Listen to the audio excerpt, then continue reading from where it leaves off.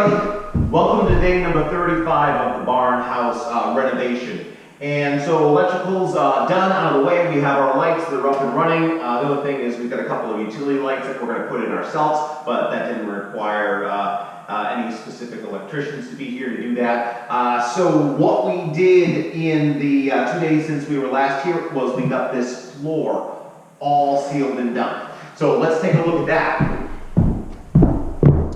Now, if you remember the floor as it was, well, it's over 100-year-old floor. And so they were just barn boards, they were wide, they had these massive gaps in between them. And so those gaps over the years had been filled up with dust and debris.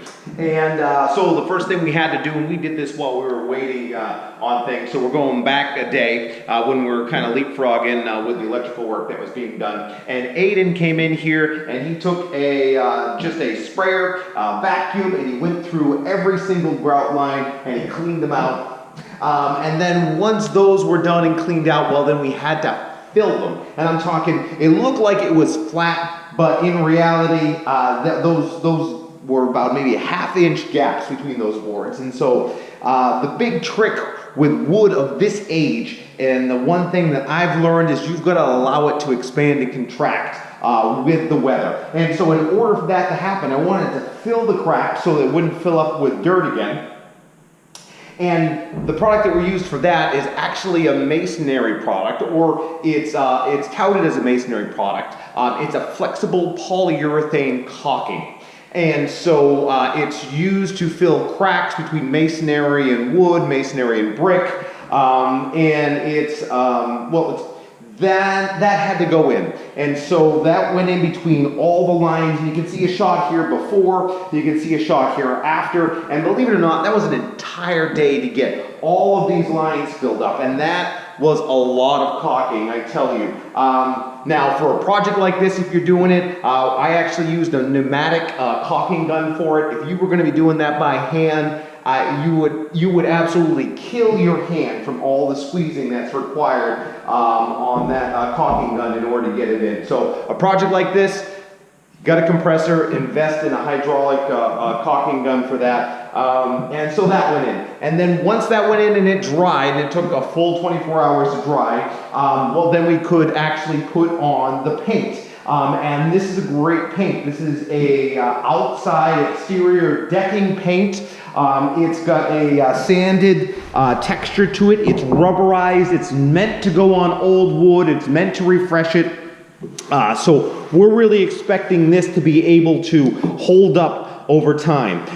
And then we also was able to go right into the caulking because that caulking was paintable. Now, as this expands and contracts, that caulking, I'm pushing my finger into it, is flexible. It's going to allow the boards to expand and contract and just do their seasonal, their seasonal weatherizing. And that is going to lessen a bit. Before this was a controlled environment. It was just open to all of the elements, and with the huge raises in humidity and drops in temperature that occurred here in New England, well, we could see expansion contraction almost a quarter, ½ an inch at times on some of these boards. So that's going to be a little bit better now, and we're just, those are all the things we've done to just try to kind of mitigate that, and we just wanted to keep the floor as is. Now the other thing, well, this was all done by Liz. She took to doing all the painting because I was out managing other jobs, so we've been tag teaming this, was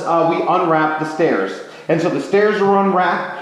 We've seen these shots before because we did all the staining and that weatherizing beforehand, and then we papered it over. And then papering it over allowed us to do sprays. We got our nice clean lines between the floor and the wall there. And it's a really nice pop in contrast with color. So we did all the kickboards, and the kickboards are that white, so we've got that really kind of country feel with the white kickboards and then the stained wooden tops. And then, yeah, just nice contrast between the white walls and the dark stained wood. We kept this up here. This is one trick we did learn, that certainly could have been painted, but when you are going from your first step down, you really wanted that to kind of differentiate and create just a stop so that your eye sees that you're coming up to that first step and doesn't want to blend into the next one.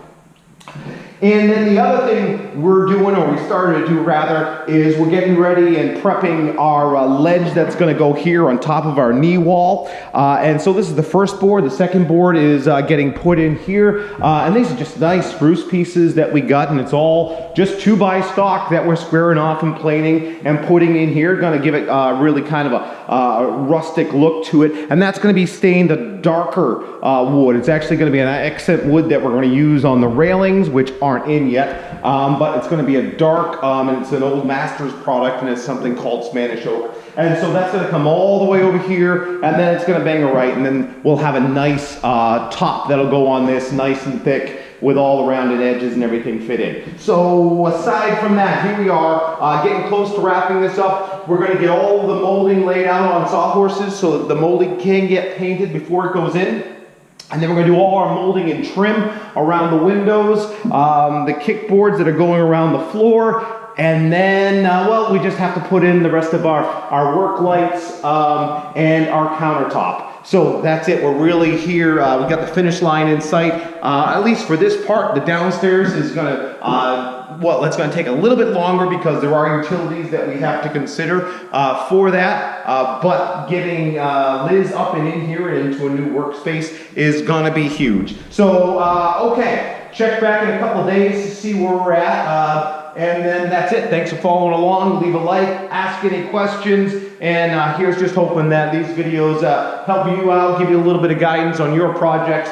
But if you ever need a little bit more than just viewing these videos, please leave a comment, leave a like, subscribe, ask me. I'm more than willing to go out and kind of help people on these projects as they come up. So you can see the link in the description to my punch list website where you can put in your punch lists, and then well, we can get a budget for them, or we can just get a little KB, a little knowledge base, so that you know where you're going with it. So that's it. Thanks, and we'll see you all next time.